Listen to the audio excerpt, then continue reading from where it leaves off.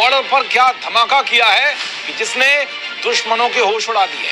दरअसल जब से बांग्लादेश में तख्ता पलट हुआ है तब से यहाँ पाकिस्तान एक्टिव दिखाई दे रहा है। बांग्लादेश की आड़ में पाकिस्तान भारत के खिलाफ बड़ी बड़ी साजिशें रच रहा है। प्रॉब्लम ढाका में हो रही है, यहाँ पे प्रॉब्लम इस्लामाबाद में है और खतरे की घंटी नई दिल्ली में बज रही है। क्योंकि जब आपके नेबर्स अपना काम ठीक से ना कर पाए, जब आपके पड़ोसियों के घर में कलेश हो ना, वो कलेश आपके घर में आ जाता है। देखिए, इंडिया के पास फुल पावर है, रिसोर्सेज हैं, गवर्नमेंट है। लश्कर तैयबा का नाम भी लेंगे, जैश मोहम्मद का भी लेंगे, बांग्लादेश का भी लेंगे, जो बीच में आता है सबका नाम आएगा। ठीक है, so I think that's where Indian government is thinking. Prime minister Modi का इस वक्त वो जिसे कहते हैं, हमारे कहते हैं तूती बोलता है, Who can stop him? कौन उन्हें रोक सकता है? कौन उन्हें रोक सकता है और कौन उनके बारे में बात कर सकता है? ठीक है जी। बांग्लादेश जितना अनसेटल होगा दोस्तों, जितनी यहाँ पे ऐसी प्रॉब्लम्स होंगी बांग्लादेश में, उतने बांग्लादेशी भारत में आने की कोशिश करेंगे और ये आपके लिए और मेरे लिए खतरे की बात है। ये जो लगातार भारत आते हैं ना बांग्लादेशी, ये क्यों आते हैं? कभी आपने सोचा है? ये कहीं और नहीं जाते क्या? कहीं और जाएंगे भी कैसे? इनका 95% बॉर्डर जो है वो भारत के साथ लगा है। म्यांमार तो जाएंगे नहीं, वहां पे कुछ है नहीं, तो सब के सब आ जाते हैं भारत।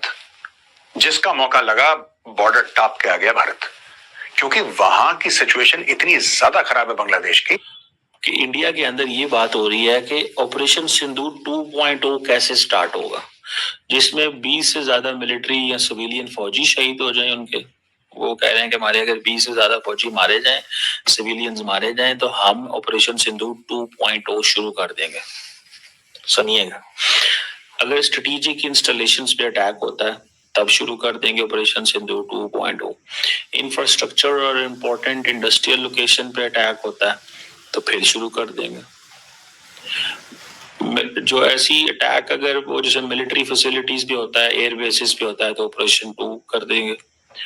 अगर किसी वीवीआईपी प्लेसेस पे जहां पे लोग जाते हैं, कोई या सियासतदान जाते हैं या कुछ इस तरह होता है, तो ऑपरेशन सिंदूर 2.0 शुरू कर देंगे।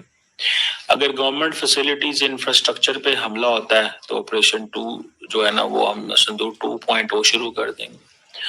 अगर किसी रिलीजियस प्लेसेस पे हमला होता है एंड द थ्रेशोल्ड के 20+ लोग मारे जाते हैं तो हम ऑपरेशन सिंदूर 2.0 शुरू कर देंगे। ठीक है जी, दैट इज देयर। अब अगर छोटे हमले होते हैं, छोटी ड्यूरेशन के होते हैं, तो सिंदूर 2.0 हो जाएगा। ठीक है जी। साइबर अटैक के हमले होते हैं, जिसे national electricity transport and financial होता है, 2.0 शुरू कर दे। मतलब ये कि इंडिया के अंदर कुछ भी हो जाए तो ऑपरेशन 2 हो जाएगा शुरू। सिंदूर 2.0 जो है वो शुरू हो जाएगा।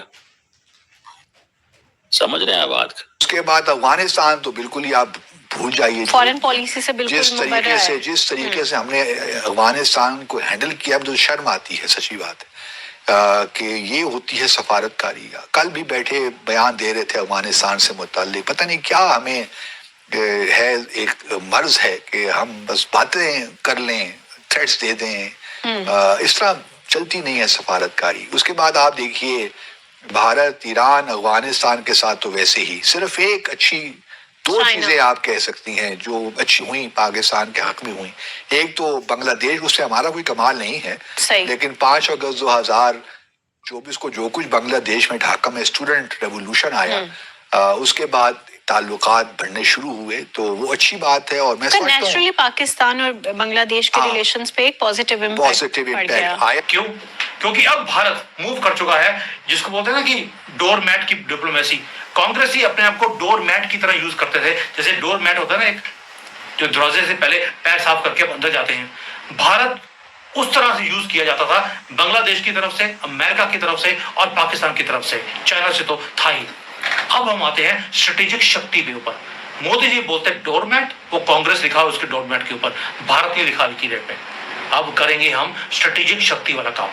हमारा पानी हम यूज करेंगे, ये वोट बैंक के लिए यूज नहीं होगा, ये फॉरेन अपीसमेंट के लिए यूज नहीं होगा, और ना ही ये एनजीओ फंड की जाएंगी जो जॉर्ज सोरोस की तरफ से। उनकी बातें सुनकर हम पानी दूसरे कंट्रीज को दे देंगे। ये ट्रीटी बनाई गई थी एक डिफरेंट टाइम के अंदर, जब वीक कांग्रेस की गवर्नमेंट थी, पहली बार हमने बनाया है कोई चैरिटी हम बांग्लादेश के साथ या पाकिस्तान के साथ नहीं करने देंगे।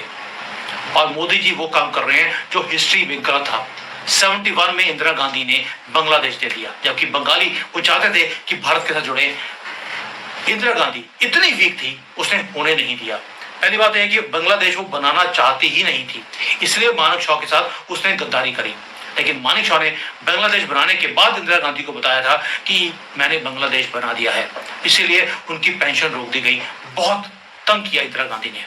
और 1996 में हमने बांग्लादेश बनाने के बाद पानी भी उनको दे दिया। लेकिन 2025, ये मोदी का 2025 है, we are taking back everything. पानी हमने ले लिया, रिवर्स कर दिया कोलोनाइजेशन को, हम एक्शन में देख रहे हैं। अब जमीन भी वापस लेंगे। नहीं, आपने ये बॉर्डर सिक्योरिटी की। और दूसरा किसी ने कहा, जो ने कहा जी बांग्लादेश से भी लिंक है, तुर्की से भी लिंक है, तुर्की से भी लिंक है। समझ रहे हैं आप बात? अब आप यहीं से अंदाजा लगा लें की गल करनी तो की नहीं करनी। Turkish Pakistani handlers behind blast. अब ये चीज है, क्योंकि इंडिया समझता है वो, क्योंकि उनकी अभी पाकिस्तान चाइना जो हुई है लड़ाई, उसमें तुर्की का बड़ा इंपॉर्टेंट किरदार रहा है। वो गया तुर्की ने भी बेच पाओ, ताकि लोग सोचें सारा बेसिकली। सो नॉन अरब जो वर्ड है, either it is in the region और इन तुर्की, ये सारे इन्वॉल्व फॉर इंडिया। ठीक है जी। और जो उन्होंने अभी बात की, उन्होंने कहा जनाब ये तो वो पाकिस्तान है, हमारी जो नेशनल इन्वेस्टिगेशन एजेंसी है, उसमें बड़ा काम हो रहा है और उसने हमें बड़े कनेक्शन ढूंढे हैं और उसने ये ढूंढा और वो ढूंढा। ठीक है। सो तुर्की का भी किया, तो हैंडलर्स वहां पे भी मौजूद है। अच्छा, सिंपली कुछ ना कहो ना, आप ये कह दो हैंडलर्स। ठीक है जी, आप कुछ ना कहो, कह दो हैंडलर्स। ठीक है जी। आप ये देखें, ये उन्होंने कहा जी व्हाइट कॉलर टेरर मॉड्यूल है। ये जो व्हाइट कॉलर टेरर मॉड्यूल क्या है?